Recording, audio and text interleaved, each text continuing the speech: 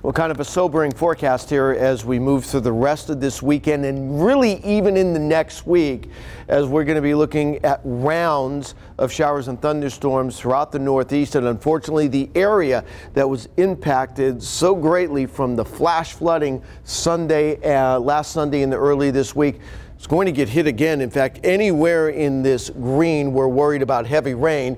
And while we have 3 separate storms and all 3 of them will contribute to the flash flooding, it's the second area or the second system that I think is going to be the wettest. That is going to be Sunday and in the Sunday night. They're all lined up here, all around this upper level low. You can see it. Where is it? Now just east of Hudson Bay. Think of this as a windmill, right? Here's the center of the windmill, and around the windmill, what do you have? You have arms, right? And you can see there's 4 of them right now, and what are they rotating counterclockwise around that upper level low? So here they come, south and east, and it's one thing that they're vigorous and they have enough energy, but what's also happening is 2 other ingredients that will lead to the flash flooding.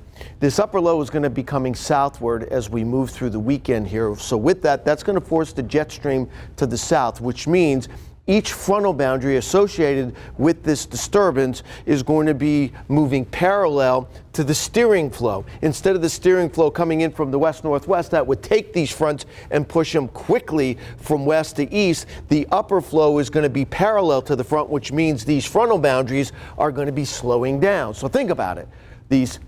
The showers and thunderstorms organize along the boundary. So if the boundary is moving slow, so will the showers and thunderstorms. And what do slow-moving showers and thunderstorms do? Produce flash flooding. And then we have another ingredient.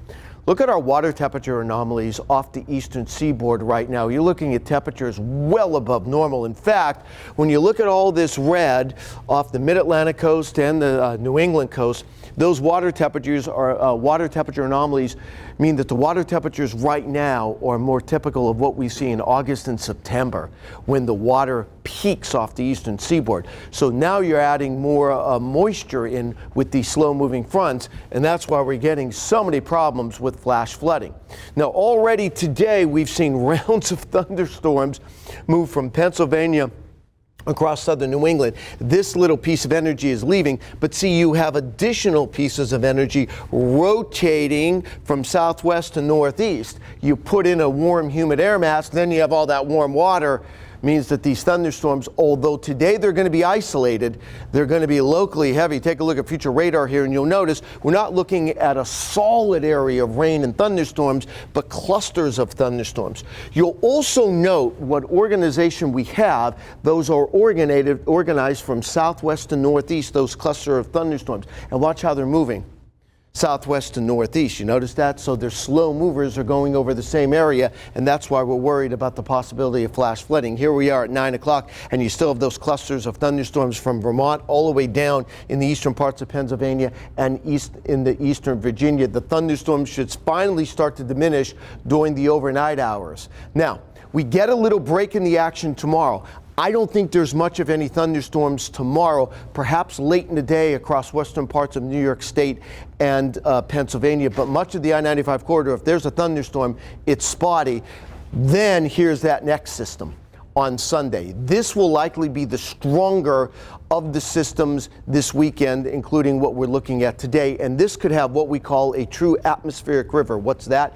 It's a narrow river of moisture coming in from the tropical Atlantic right up along the eastern seaboard here. You'll notice all of this red on our moisture content here. So what are we looking at? The amount of moisture through a large depth of the atmosphere. So if the atmosphere was a towel and you wrung it out, how much moisture would come out? Well, this says a heck of a lot, unfortunately. And look at that red go northward, where into New England.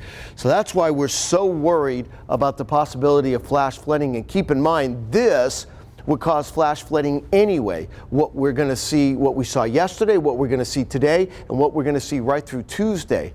But then factor in that the ground is already saturated, and that's why we're so concerned about flash flooding. I don't think it's a possibility. I think it's going to happen in this area as we head right into early next week. But really watch out for that system Sunday and the Sunday night.